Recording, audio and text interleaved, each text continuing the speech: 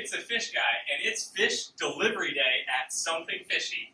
I'm excited for you to take a look through our vault, where the gems of our work are kept, and hang out with Dan Hosmer, our curator of strategy and sustainability, as he walks you through the acclimation process and what happens when we unbox all the cartons of fish that come in here every week.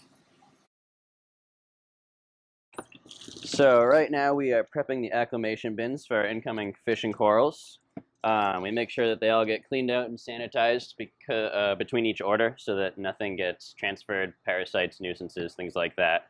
So one at a time we'll take out animals and put them into a bin where they'll be slowly acclimated to the new water. We'll tilt them like this because when we start to fit them in, there won't be a high enough water level to keep them all submerged. So this allows us to get a few animals in there, and then when we're ready we'll pull it out when the water level's high enough so that they can always safely sit under it. So what we're doing now is pulling some water out of our coral systems into acclimation buckets, and what we're going to do with that is the new corals will be taken out of their bags and out of the water that they come in, and they'll be put into a bin with the water that they're going into with a little bit of iodine dip in there, which helps prevent diseases from coming in, bacterial infections, and also helps heal any cuts that the coral may have gotten in transport. Another thing that we always do before bringing in any new animals to our system is we double check all the water quality.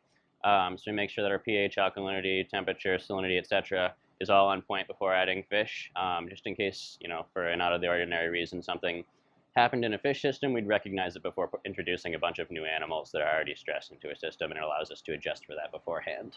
All right, so another preparatory thing that we do is to get an air pump at every bin that's going to have animals in it. So we do this for a couple of reasons. One, you're putting a lot of animals in a small space, so that limits the oxygen there, so you want to be pumping it in still.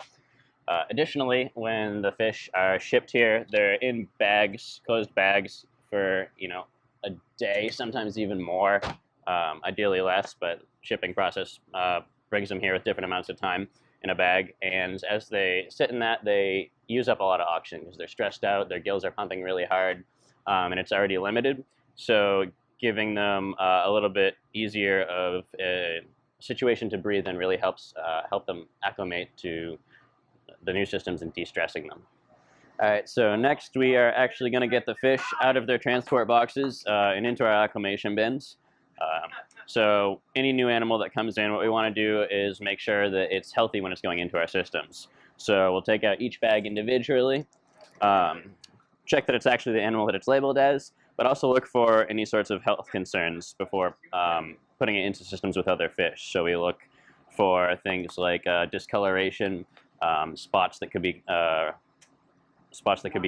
parasites. We look for streaking of the fins, which could be septicemia or blood disease, any sort of damage on the body of the animal, and just unusual behavior as well too. So if we do notice something that is off kilter or a sign of disease, we'll actually immediately separate that animal. It'll never go into the acclimation bins with the other, and it'll go straight to a quarantine system to be treated to prevent that disease from spreading potentially. And then if it does look healthy, we pop it into the bin with the other ones. You might think that having all sorts of animals in one bin could cause compatibility issues, but generally, since they're so stressed from the move anyways, they don't tend to bother each other, so most of our fish will do fine acclimating in a bin together for about an hour or so. We have here a skunk cleaner shrimp. These are kind of neat guys, bright colored, pretty big shrimp. They, in the wild, will actually sometimes pick parasites off of fish, which is why they call them a cleaner shrimp. And it is beneficial, so the fish won't eat the shrimp because of that, and they have that symbiotic relationship. So we've got here a flame hawk, super cool fish with a little bit of attitude. They actually don't have a swim bladder, so they can't float like most fish do. So they perch on top of rocks and corals and stuff like that and scoot from one to the next. So here we've got an ochre striped cardinal. Kind of hard to see. They have black around the bag just so when it's opened initially in the box, since they're a little bit sensitive to light, it doesn't shock them right away. They are a really cool schooling fish with almost neon blue eyes, really beautiful. We turn off the lights with fish are, because when you're acclimating new fish, you want to sort of limit the amount of parameters that you're throwing at them at once. So one thing after they've been sitting in a box for numerous hours is they become light sensitive, and some fish more so than others. So we turn off our overhead lights while we're putting away the fish. So it's one more thing that's just easier on them to deal with while they're arriving to so many new parameters.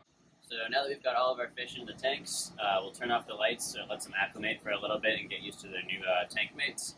We'll keep an eye on them for the next few hours, just to make sure that they're getting along and that they are adjusting properly. And we'll give them a little bit of food later since they've been not eating for the past day or so, and to beef them up a little bit and get them set for their final home. Check out our YouTube channel at YouTube/FishGuyTV. Give us a call at 877-FISH-TALK or drop us a line at support@somethingfishyinc.com. We look forward to connecting with you.